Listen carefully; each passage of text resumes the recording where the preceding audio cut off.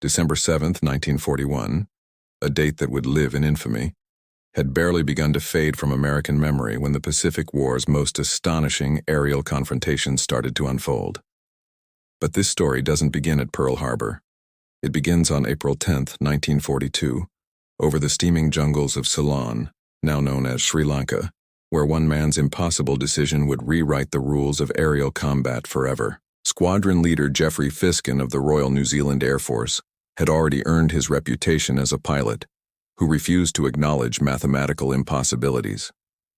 At 24 years old, with sandy hair perpetually tousled by cockpit wind and eyes that seemed to calculate angles faster than his aircraft's instruments, Fiskin represented a new breed of Commonwealth fighter pilot, one born not from peacetime training but forged in the desperate crucible of total war.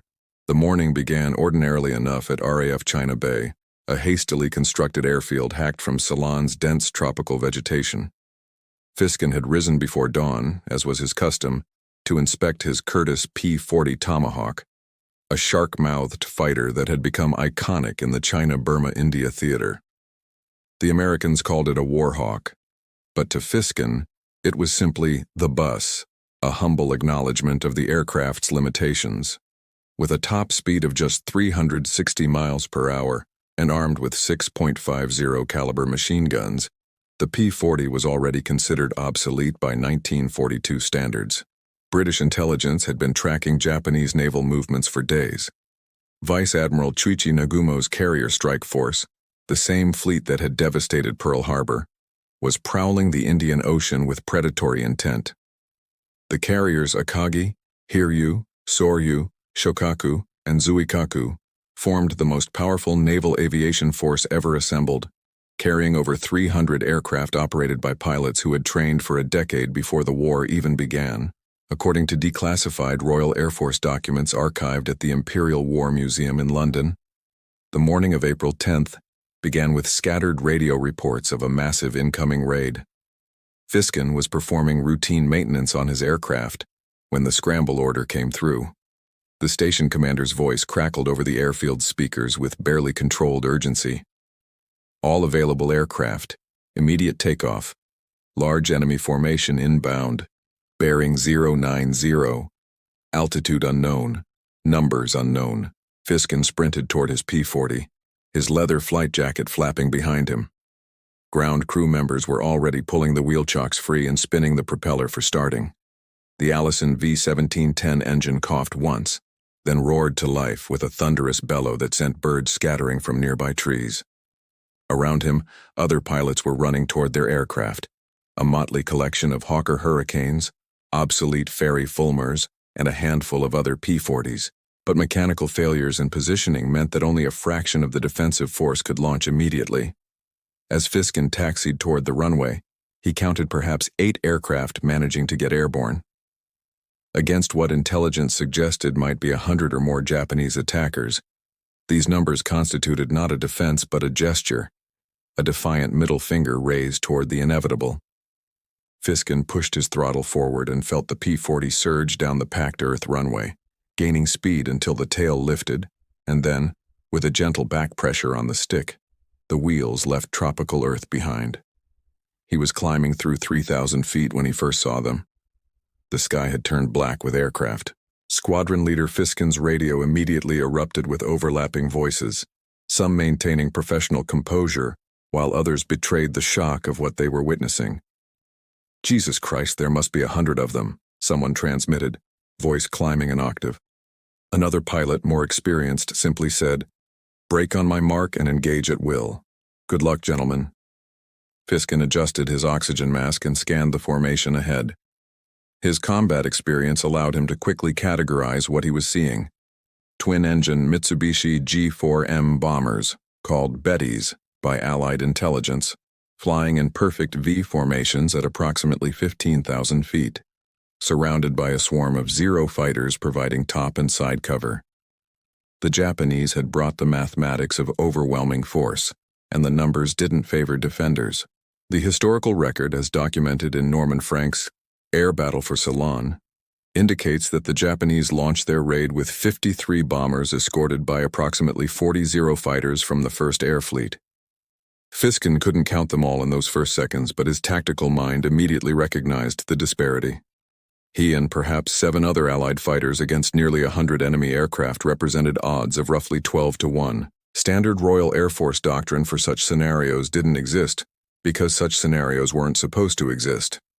Fighter Command had developed tactics for intercepting bomber formations, certainly, but those tactics assumed reasonable numerical parity, or at least fighter-to-fighter ratios that weren't suicidal. What Fiskin faced was categorically different. This wasn't an interception, it was a sacrifice. The formation of Allied fighters began to fracture as individual pilots selected targets. 2 Hurricanes immediately climbed to engage the zero-top cover, their Rolls-Royce Merlin engines straining for altitude. A Fulmar, slower and more cumbersome, positioned itself for a beam attack on the bomber formation. Fiskin watched these tactical decisions unfold in seconds and made a different calculation. The P-40 had one significant advantage that morning: the element of surprise regarding tactics. Japanese intelligence knew the aircraft's specifications perfectly. They had captured several in the Philippines and studied them exhaustively. What they hadn't accounted for was human unpredictability. Fiskin pushed his stick forward and dove beneath the bomber formation, a maneuver that seemed to be a retreat. His radio crackled. "Blue 3, are you breaking off?" It was a reasonable question. From an external perspective, Fiskin appeared to be running, but he wasn't running, he was thinking. In his cockpit, surrounded by the smell of oil and cordite that always seemed to linger in combat aircraft, Fiskin's mind worked through a problem that would later fascinate military tacticians for decades. The bombers were the mission. The zeros were the obstacle. Traditional doctrine said to clear the obstacle first, then attack the mission. But with these numbers, clearing the obstacle was impossible. There simply wasn't time or ammunition. So what if you ignored the obstacle entirely? Fiskin leveled out approximately 2,000 feet below the bomber formation, accelerating to his P-40's maximum speed. Above him, the perfect geometry of the Japanese formation continued toward China Bay and the harbor facilities at Trincomalee, where British Eastern Fleet vessels sat at anchor. Those ships represented strategic targets that, if destroyed, would give Japan complete naval dominance of the Indian Ocean. The Zero pilots had noticed his dive but interpreted it correctly as a disengagement. They remained with the bomber formation, as their orders specified. Fighter escorts that chased every diving enemy aircraft failed at their primary mission, protecting the bombers. Fiskin began climbing again, but from a completely different angle, directly behind and below the rearmost bomber formation, in the blind spot created by the Betty's tail design. The Mitsubishi G4M had defensive guns, certainly, but their fields of fire had geometric limitations. Every aircraft did, and Fiskin had spent months studying those limitations. He was gambling everything on geometry, on blind spots, and on the doctrine-bound thinking of an enemy that had won every engagement for 4 months straight. Superior forces became predictable, Fiskin reasoned. They fought by the book because the book kept working. Squadron leader Fiskin's P-40 climbed through 10,000 feet, emerging from his unorthodox approach vector like a shark rising from dark water. His airspeed indicator showed 280 miles per hour, fast for a climbing P-40, which meant he had traded precious altitude for energy during his dive. Everything in aerial combat was a trade: altitude for speed, speed for maneuverability, ammunition for kills. The economics of survival. The rearmost bomber in the Japanese formation was perhaps 800 yards ahead when Fiskin armed his guns. 6 Browning .50 caliber machine guns, 3 in each wing, each loaded with approximately 230 rounds. In total, he had perhaps 20 seconds of continuous fire before his ammunition was exhausted. 20 seconds to make a difference against nearly 100 aircraft. What happened next was recorded in Fiskin's own combat report, filed 3 days later after he had sufficient time to write coherently. That document, preserved in New Zealand's military archives, describes the engagement with characteristic understatement. Approached from below and astern, opened fire at 400 yards on rearmost bomber. Observed strikes on port engine and fuselage. Target began trailing smoke.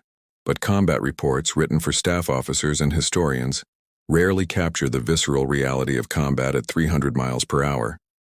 The noise alone, the combination of engine roar, wind scream, and the hammering staccato of 6 heavy machine guns firing simultaneously, created a sensory assault that made thinking difficult. Tracer rounds arced forward, every 5th bullet glowing orange-red, creating dotted lines of light between Fiskin's wings and the bomber's aluminum skin. The Betty erupted in flames with shocking speed. Japanese aircraft had earned a grim nickname among Allied pilots, flying lighters, due to their lack of self-sealing fuel tanks and armor protection. Mitsubishi had prioritized range over survivability, a design decision that made perfect sense when your pilots were shooting down inferior opponents. Against a determined attacker, that decision became fatal. Fiskin broke hard left, a maneuver that saved his life. 2 Zeros had finally reacted to his attack, diving from their escort position with the afternoon sun behind them. Tracer fire crossed the space his P-40 had occupied half a second earlier. The Japanese were using a mixture of standard ammunition and incendiary rounds, and Fiskin watched them arc past his canopy like slow-motion fireworks. This was the moment that separated surviving pilots from dead ones. The transition from attacker to defender, from hunter to hunted. The human body wasn't designed for the forces involved. As Fiskin pulled his turn tighter, acceleration pushed him down into his seat with roughly 4 times the force of gravity. His vision began to narrow, blood draining from his brain toward his lower body. He tensed his leg and abdominal muscles, fighting the onset of G-induced loss of consciousness. The Zero fighter, designed by Jiro Horikoshi and produced by Mitsubishi Heavy Industries, was in many ways the perfect opponent for this moment. Lighter than the P-40 by over 1,000 pounds, powered by a Nakajima Sakai radial engine producing over 900 horsepower, the Zero could outturn, outclimb, and outmaneuver virtually every Allied fighter in 1942. Japanese pilot training emphasized dogfighting, close-in, turning combat where the Zero's advantages became overwhelming. Claire Chenot, the American commander of the Flying Tigers who had developed much of the tactical doctrine Fiskin was now employing, had written in his tactical manual, "Never, under any circumstances, dogfight a Zero." That document, circulated among Allied fighter units throughout the Pacific, emphasized instead hit-and-run tactics, using the P-40's superior diving speed and structural strength. Fiskin pushed his stick forward, diving again, trading the altitude he'd gained for speed. The Zeros followed but couldn't gain closure.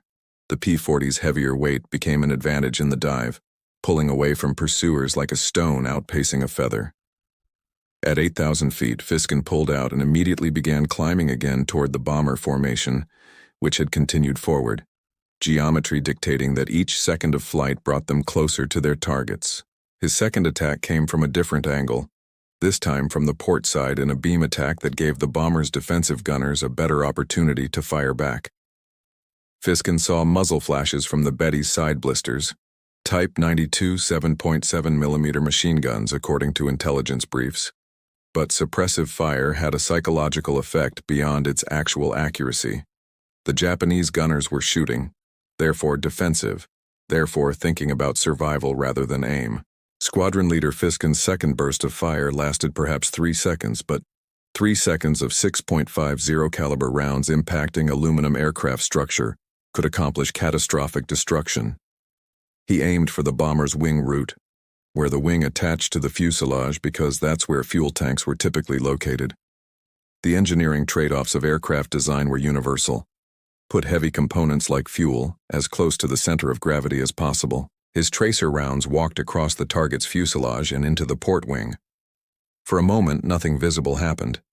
Then flame erupted from inside the wing structure, the kind of deep orange fire that indicated burning fuel rather than simple hydraulic fluid. The Betty began a slow, graceful roll to port, no longer controlled by its crew but by physics and fire. Fiskin didn't watch it fall. Pilots who watched their kills rarely survived to claim them. He was already maneuvering hard right, looking for the Zeros he knew must be diving on him. The human head can only swivel so far, creating blind spots that made solo fighter combat a continuous exercise in managed paranoia. Check 6 o'clock, check 9 o'clock, check 12 o'clock, check 3 o'clock. Repeat, always repeat. The radio was chaos now, multiple voices overlapping. 3 zeros on my tail. Baker section, brake right, brake right. I'm hit, engines running rough. The clean, professional radio discipline that had existed 10 minutes ago had evaporated under the stress of overwhelming combat. Some voices Fiskin recognized. Some he didn't. Some cut off mid-transmission. According to post-battle analysis conducted by the Royal Air Force and documented in Air Vice Marshal Paul Ritchie's fighter pilot, the engagement over Ceylon on April 10th lasted approximately 45 minutes from first contact to the last Japanese aircraft departing the area. 45 minutes sounds manageable in abstract discussion. 45 minutes of continuous high-G maneuvering, tracking threats, managing ammunition, and making life-or-death decisions every 3 seconds created a level of mental and physical exhaustion that most humans never experience. Fiskin climbed again toward the bomber formation, which had begun to fragment. The perfect V formations that had characterized the Japanese approach were breaking apart, as some aircraft took evasive action while others maintained course toward their targets. This fragmentation was tactically significant. A cohesive formation with interlocking fields of defensive fire was far more survivable than scattered individual aircraft. His third attack targeted a bomber that had separated slightly from its squadron, perhaps due to engine damage from another Allied fighter, or simply pilot error. Fiskin approached from astern and above, diving through the Zero escort's patrol altitude with enough speed that interception was impossible. The geometry worked in his favor. The Zeros were positioned to defend against level or climbing attacks, not a vertical dive coming from their own altitude. He opened fire at 600 yards, longer range than optimal, but he couldn't risk closing further with Zeros nearby. His rounds impacted the bomber's vertical stabilizer and rudder, pieces of aluminum skin ripping away like paper in a windstorm. The bomber's nose dropped suddenly, suggesting he'd killed or wounded the pilot. But his ammunition was finite. Each trigger press consumed roughly 60 rounds per second across all 6 guns. The mental arithmetic was constant. How many seconds have I fired? How many rounds remain? How many more attacks can I make? A zero appeared in his peripheral vision, closing from 4 o'clock high, the classic pursuit curve. Fiskin broke hard left, the move so violent that his map case broke free from its securing strap and slammed into the canopy. The G-forces pulled at his face, dragging his cheeks downward, making his helmet feel like it weighed 50 pounds. His vision narrowed to a tunnel, the first stage of blackout, and he forced air out through clenched teeth, anything to keep blood in his brain. The Zero overshot, a consequence of superior speed meeting superior maneuverability. The Japanese pilot had been going too fast to follow Fiskin's turn, and now flashed past, silhouette clear against white clouds. For 1 second, perhaps less, Fiskin had a shot. Pure deflection, requiring him to aim where the Zero would be rather than where it was. He didn't take it. Every round mattered, and deflection shots had perhaps a 10% hit probability even for experienced pilots. Fiskin had become a brutal economist of violence, spending ammunition only when return on investment justified the cost. Squadron leader Fiskin's P-40 burst through a thin layer of cumulus cloud, the sudden whiteness disorienting for the half-second it took to penetrate the vapor. Emerging on the other side, he found himself temporarily alone in a bubble of clear air, a rare moment of respite that combat pilots called grace. It never lasted long. Below him, the bomber formation had broken into 3 distinct groups, each heading toward different targets along Ceylon's coast. The Japanese plan revealed itself through this dispersion. Simultaneous attacks on multiple objectives, overwhelming defenders through parallel threats. If Fiskin focused on one group, the other 2 proceeded unmolested. The arithmetic remained brutal, but something had changed in the Japanese formation's behavior. The Zeros, previously aggressive in pursuing attacking fighters, had begun contracting their defensive perimeter. They orbited closer to the bombers, sacrificing the offensive initiative for protective certainty. Fiskin recognized this shift immediately because it contradicted Japanese doctrine, which emphasized offensive action. The psychological dynamics of aerial combat often mattered more than mechanical specifications. Those Zero pilots, despite their superior aircraft and numerical advantage, had watched 3 of their bombers fall in fire and smoke. They had watched a single Allied fighter, a supposedly obsolete P-40, attack repeatedly and escape each time. Doctrine didn't prepare pilots for opponents who refused to follow the script. Combat psychiatrists who later studied Pacific War aerial engagements, including Dr. Roy Grinker and Dr. John Spiegel in their work, Men Under Stress, published in 1945, documented a phenomenon they called victory disease. Military forces experiencing unbroken success began to expect success, and unexpected setbacks triggered disproportionate psychological responses. The Japanese First Air Fleet had defeated everything they'd encountered for 4 months. A single obstinate defender shouldn't have mattered, but psychology didn't operate on shouldn't. Fiskin selected his next target with careful deliberation. The northern group of bombers appeared to be heading toward the harbor at Trincomalee, where British cruisers Cornwall and Dorsetshire had been anchored. Those ships represented critical assets, modern 8-inch gun cruisers that the Royal Navy could not afford to lose.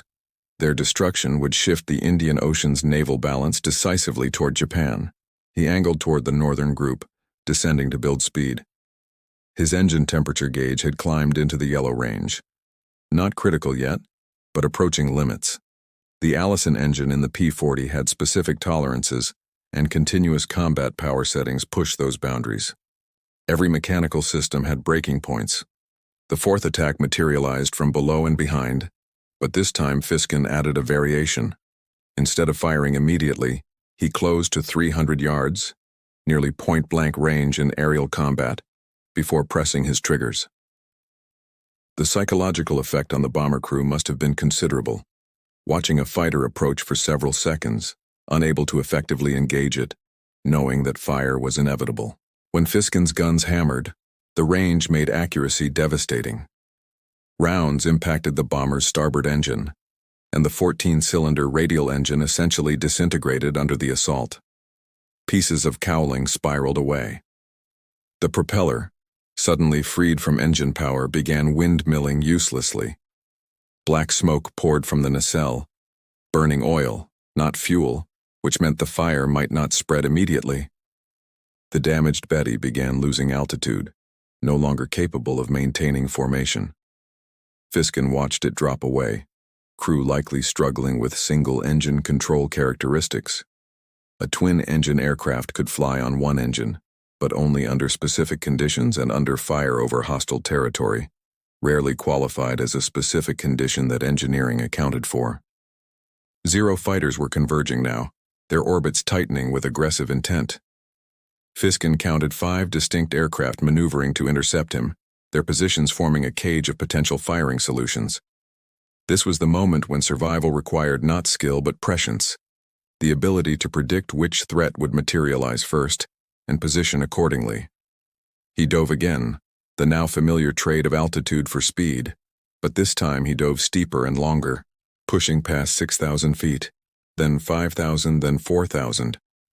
The Zeros followed, but their lighter wing loading made them slower in vertical dives. The gap opened to 600 yards, then 800. At 3,000 feet, Fiskin pulled out hard enough that his G-suit inflated with a hiss, pneumatic bladders squeezing his legs and abdomen to prevent blood from pooling. The horizon rotated crazily during the pullout, ground, sky, until he leveled at 2,000 feet. Now heading back toward the bomber formation, but from a completely different vector. The tactical situation had evolved. Several Allied fighters had been forced to disengage due to damage or fuel exhaustion. The sky, previously crowded with swirling aircraft, had begun to empty. Fiskin's radio picked up a transmission from ground control. All aircraft, Trincomalee Harbor is under attack. Repeat, harbor is under attack. The bombers had reached their targets.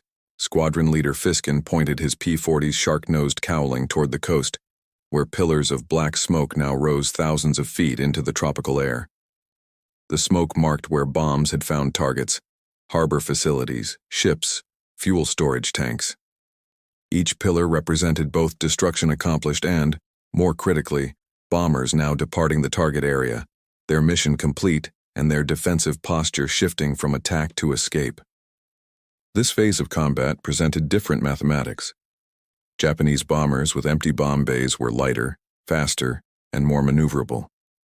Their crews, mission accomplished, focused entirely on survival and returning to their carriers. The psychological advantage shifted too. Combat aviators fought more desperately when escape represented their primary objective, but they were also more vulnerable in one crucial aspect. The formations that provided mutual defensive fire had completely fragmented.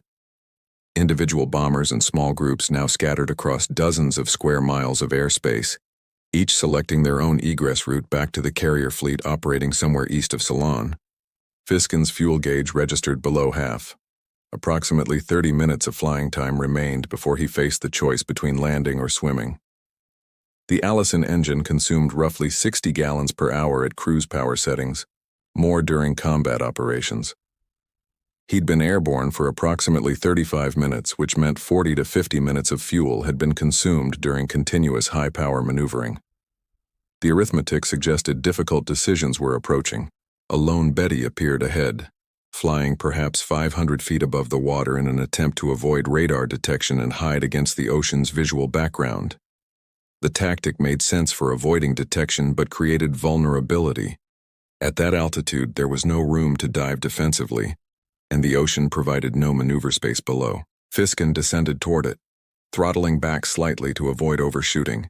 His airspeed indicator showed 250 miles per hour in a shallow descent. The bomber crew either didn't see him approaching from their 6 o'clock high position or couldn't effectively respond. Defensive gunners in the tail position likely had ammunition concerns of their own.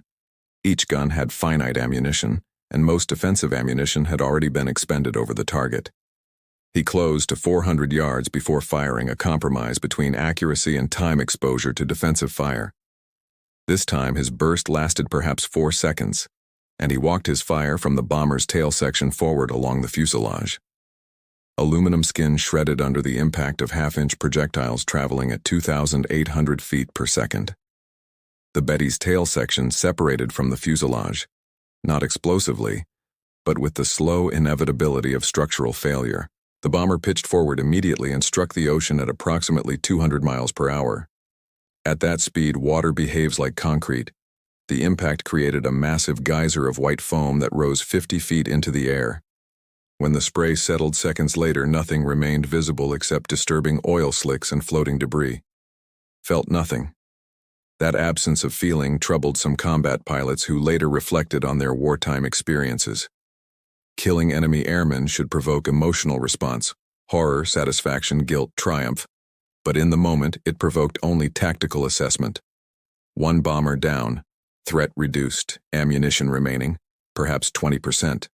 Fuel remaining, critical, continue or disengage. Historical accounts, including that of Air Chief Marshal Sir Keith Park, who commanded RAF operations in Ceylon during this period, indicate that the April 10th raid resulted in significant British losses but failed to achieve its strategic objectives.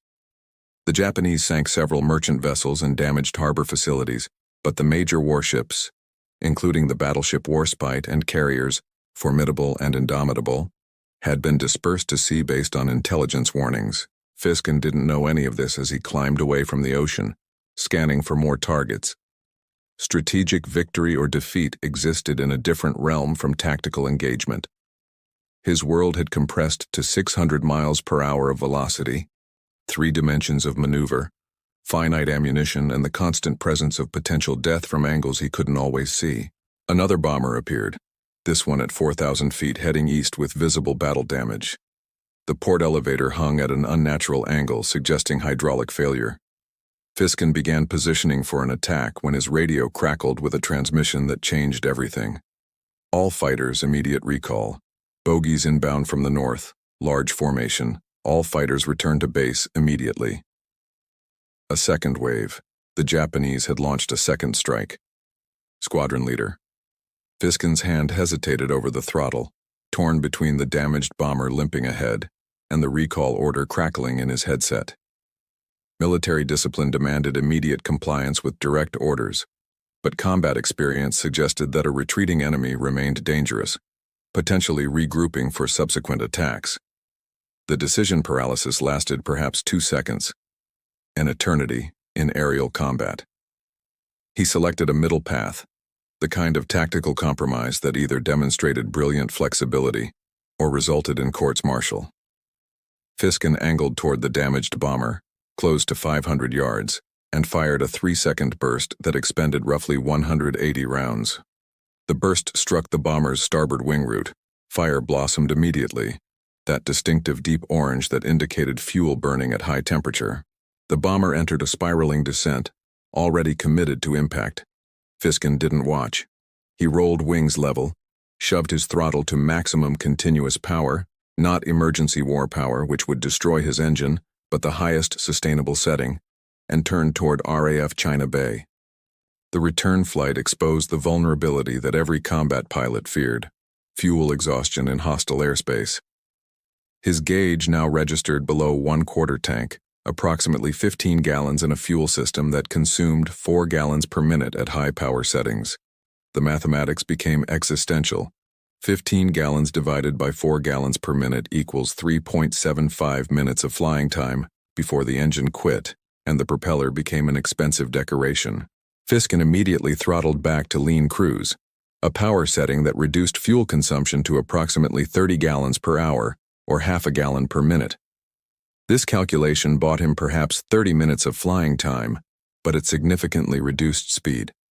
Every decision involved sacrifice: speed or endurance, altitude or maneuverability, immediate tactical advantage or strategic survival. The radio had become nearly incomprehensible, multiple voices transmitting simultaneously, some providing tactical information, while others simply vented fear or frustration. Fiskin heard fragments: 3 engines on fire, parachutes at Sector 7, and Winchester returning to. The last transmission used the code word for ammunition exhaustion. Another pilot reduced from hunter to spectator. Below him, Ceylon's northeastern coastline materialized through scattered clouds. The geography provided navigation reference: the distinctive curve of Kodiar Bay, the palm plantations around Kenya, the straight line of Trincomalee's harbor breakwater.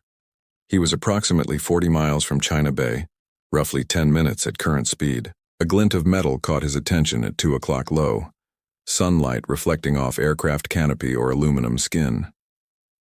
Fiskin's stomach tightened reflexively. Friend or enemy? The distance made identification impossible, and closing to visual range would consume fuel and time he couldn't afford. The contact resolved itself as it climbed toward him, a Hawker Hurricane bearing RAF roundels, trailing white smoke from engine damage. The Hurricane pilot must have seen Fiskin simultaneously because the aircraft waggled its wings, the universal signal of friendly recognition. Both aircraft continued toward China Bay in loose formation, 2 survivors limping home. The airfield appeared ahead, recognizable by the dark gash of the runway carved through green vegetation. But something was wrong. Gray smoke rose from multiple points around the field. Dark craters pockmarked the runway surface. The second Japanese wave hadn't targeted the harbor. They'd targeted the airfields, attempting to destroy Allied air power on the ground. Standard approach procedures required aircraft to enter a traffic pattern, circle the field, and land into the wind after receiving clearance from the tower. Fiskin glanced at his fuel gauge. The needle rested against the empty mark and abandoned standard procedures entirely.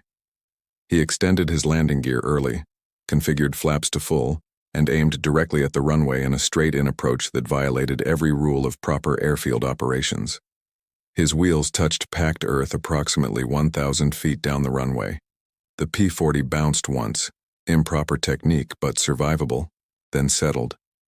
Fiskin applied brakes and felt them grab unevenly. The left main gear pulled harder than the right, sending the aircraft into a gentle swerve. He corrected with right rudder, killed the mixture to shut down the engine, and coasted to a stop approximately 50 feet short of a bomb crater that had removed a 20-foot section of runway. The propeller windmilled slowly to a stop. Silence replaced engine roar. the sudden absence of noise almost painful. Fiskin sat in his cockpit for several seconds, hands still gripping the control stick, body still tensed against G-forces that were no longer present. This psychological phenomenon, the delayed recognition that combat had ended, affected virtually every fighter pilot. Squadron leader Fiskin unstrapped from his parachute harness with fingers that trembled slightly, the physiological aftermath of adrenaline depletion.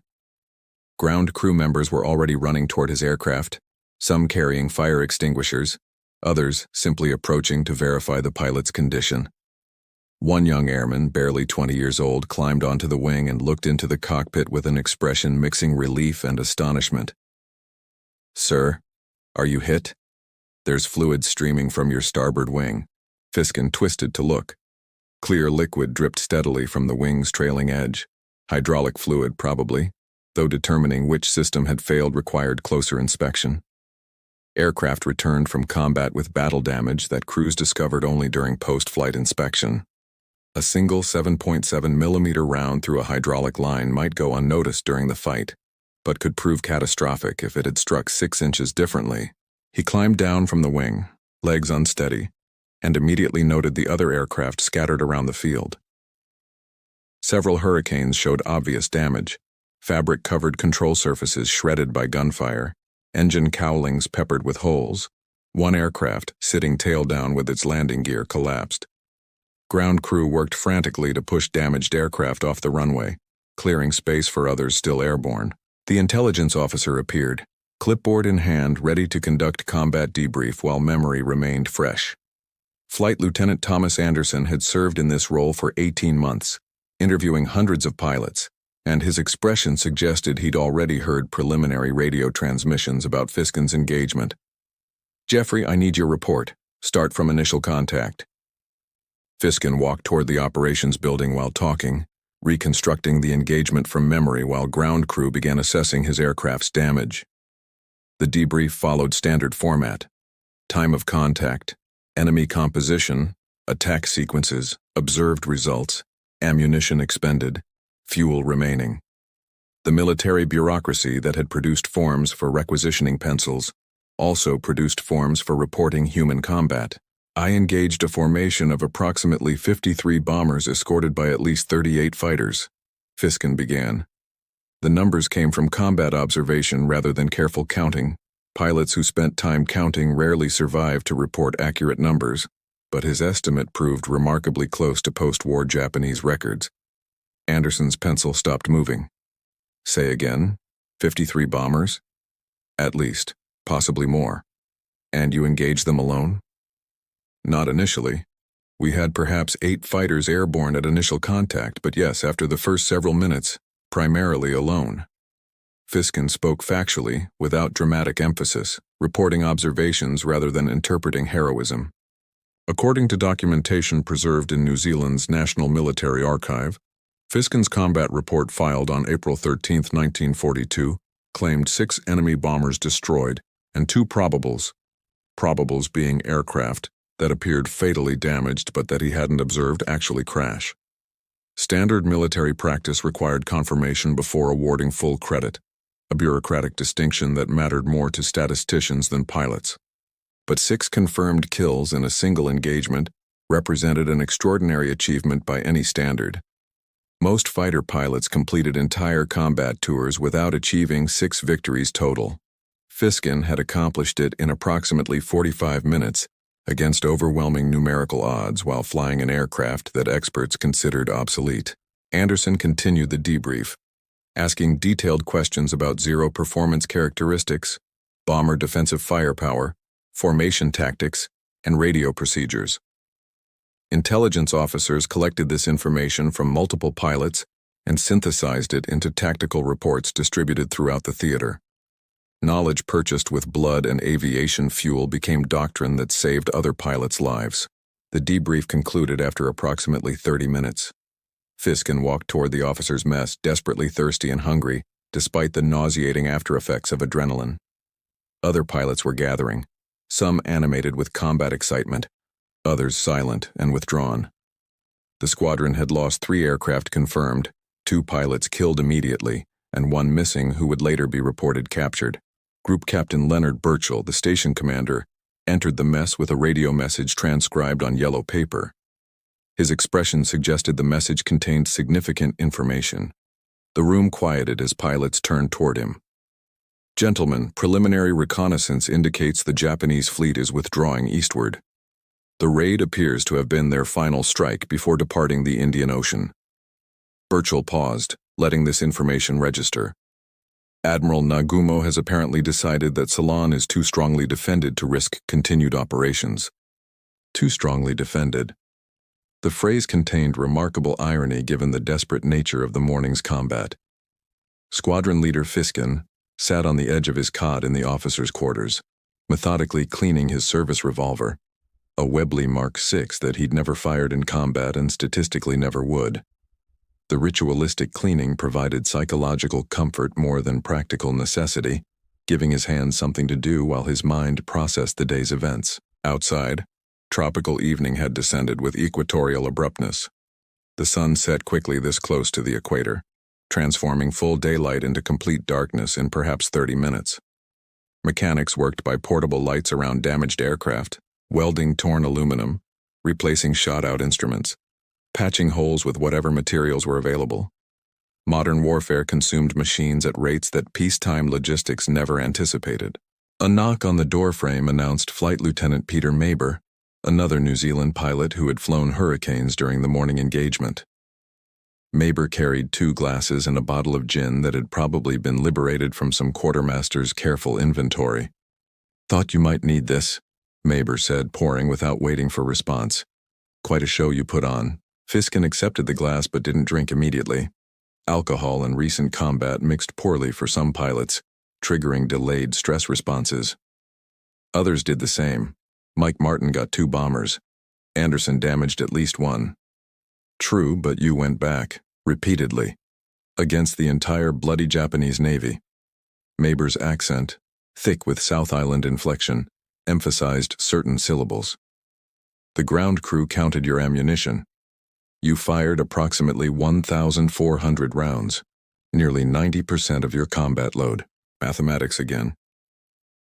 1,400 rounds across 6 guns meant approximately 233 rounds per gun. At firing rate of about 13 rounds per second per gun, that represented roughly 18 seconds of actual trigger time. 18 seconds of firing spread across 45 minutes of combat. The ratio illustrated how much aerial combat involved positioning rather than shooting. "The aircraft held up well," Fiskin said, deflecting from himself to the machine. This was characteristic of combat pilots, displacing personal accomplishment onto equipment or luck or anything except individual skill. The deflection protected against both arrogance and excessive self-examination. Maber sipped his gin and changed subjects. "Intelligence is calling it the Easter Sunday raid, given the date. Churchill is apparently livid about the losses. 2 cruisers sunk, carrier Hermes damaged, significant merchant tonnage. But the strategic assessment suggests we disrupted their timeline enough that they withdrew earlier than planned." This strategic perspective existed at altitudes far above individual pilots. Grand strategy concerned itself with Churchillian pronouncements and theater-level objectives. Tactical execution concerned itself with angles, deflection, ammunition conservation, and fuel management. The 2 realms rarely intersected in meaningful ways, but occasionally they did. According to British Admiralty records declassified in the 1960s, the Japanese carrier strike force operating in the Indian Ocean during early April 1942 had strategic objectives beyond simple destruction of British naval assets. Admiral Yamamoto Isoroku, architect of the Pearl Harbor attack, envisioned forcing the British Eastern Fleet into decisive battle where Japanese numerical and qualitative superiority would prove overwhelming. That decisive battle never materialized. British Admiral Sir James Somerville, commanding the Eastern Fleet, refused engagement under unfavorable terms. He dispersed his capital ships, using Ceylon's ports for support, while avoiding the concentrated annihilation that Yamamoto desired. The defensive fighter operations, including Fiskin's engagement, contributed to this strategic avoidance by making each Japanese strike mission costly enough that continued operations became untenable. Single pilots don't win wars, but they contribute to conditions where strategic victory becomes possible. Fiskin finally sipped the gin, harsh alcohol burning pleasantly. Have they identified our losses completely? Maber's expression darkened. Patterson didn't make it back. They found his Hurricane crashed about 15 miles inland. Looks like he tried to glide in after engine failure but hit trees on approach. Jenkins is missing, presumed captured or killed. The Fulmar crew bailed out over water. Destroyer picked them up this afternoon. Both crew members alive. 3 pilots lost for approximately 19 Japanese aircraft destroyed by the entire defensive force. The exchange ratio favored the defenders by mathematics but felt hollow when names attached to the losses. Patterson had been 23 years old, engaged to a girl in Wellington. Jenkins collected jazz records and could play piano surprisingly well. 3 days after the Easter Sunday raid, squadron leader Jeffrey Fiskin received orders transferring him to a newly formed squadron operating P-40 Kittyhawks, the improved version of his Tomahawk, in the defense of Port Moresby, New Guinea.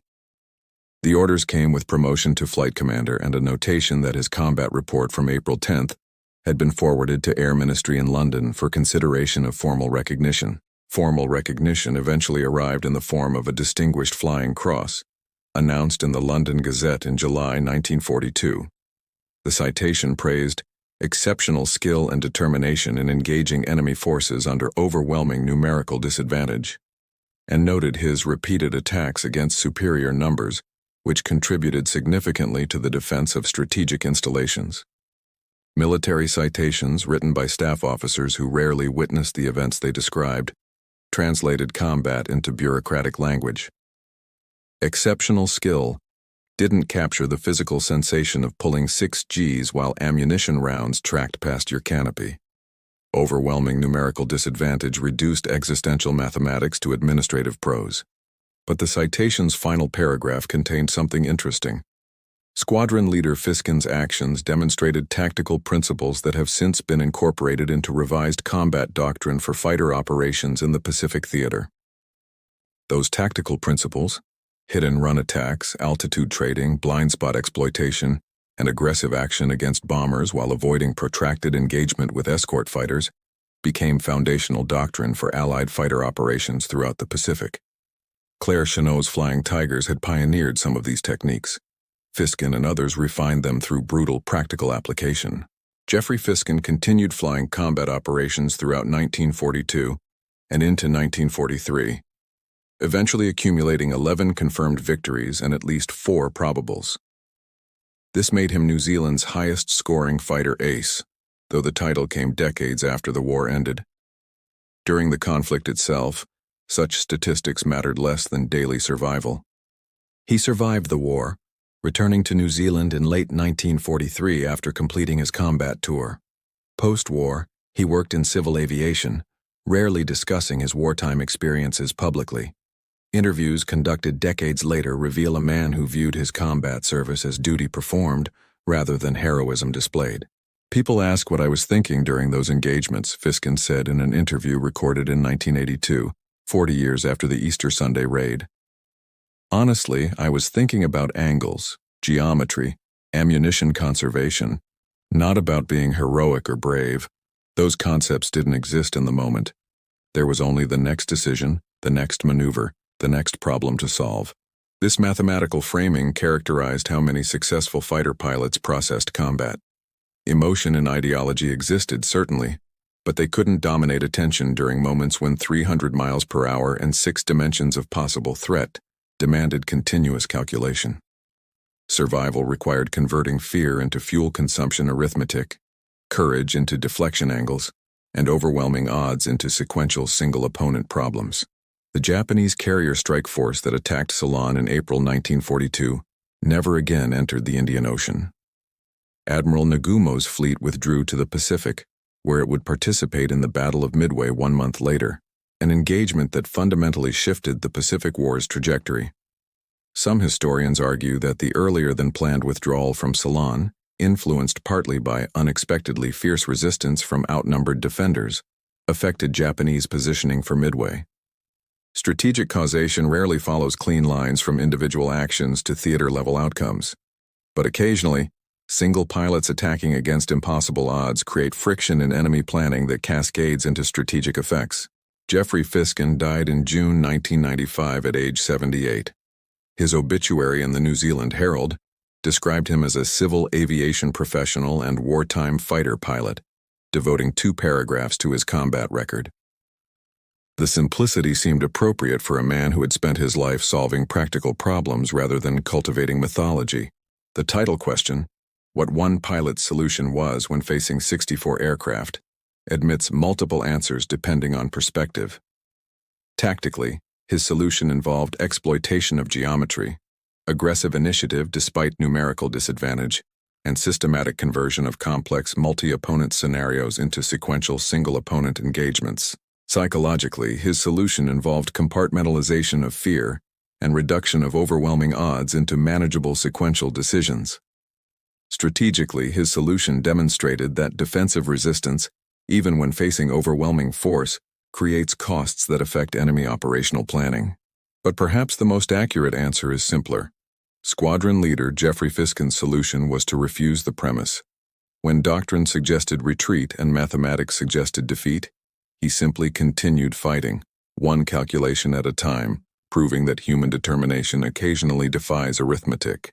That refusal left everyone, including his enemies, his commanders, and eventually historians, speechless not because it was impossible, but because someone actually did it.